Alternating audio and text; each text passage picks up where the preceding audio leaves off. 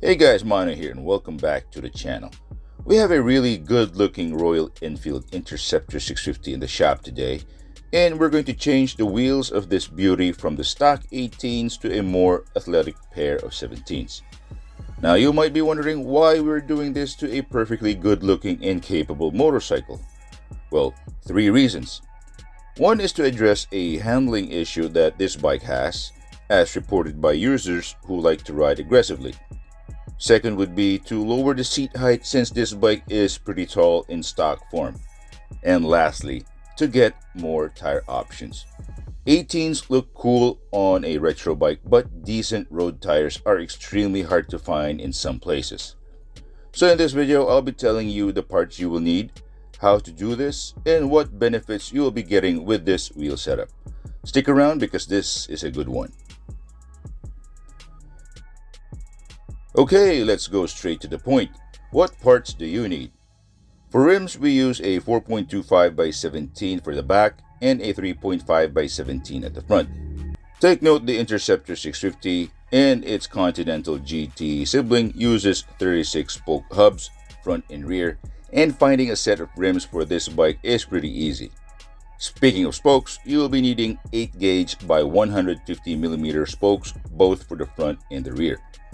In terms of lacing and truing, there are no offsets required. Just keep the rims dead center in the hubs and you're good to go. For tires, we're using 120/70/17 for the front and a 140/70/17 at the back. Now you can also go for a wider 150/60/17 if you'd like. Now the cool thing about 17-inch rims is the abundance of tire options, from sticky road rubber like this one to off-road capable dual sport tires. The choices are basically endless. Now in terms of handling, 17-inch tires are the gold standard when it comes to on-road traction and cornering stability. With the new wheel setup that we have here, this bike has a larger contact patch, especially when cornering, and it steers quicker as compared to the stock 18-inch wheel setup. Lastly, on-road comfort is increased not just in maneuvering the bike at speeds but also in heavy traffic conditions.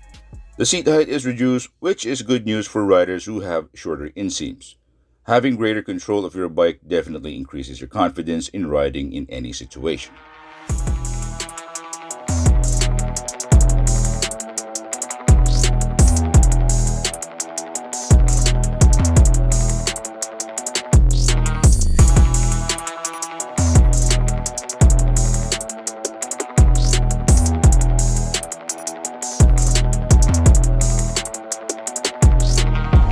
That's all I have for you today. If you found this video helpful, please leave a like and consider subscribing. And what can you say about the Interceptor 650 with its new wheels? Leave a comment below.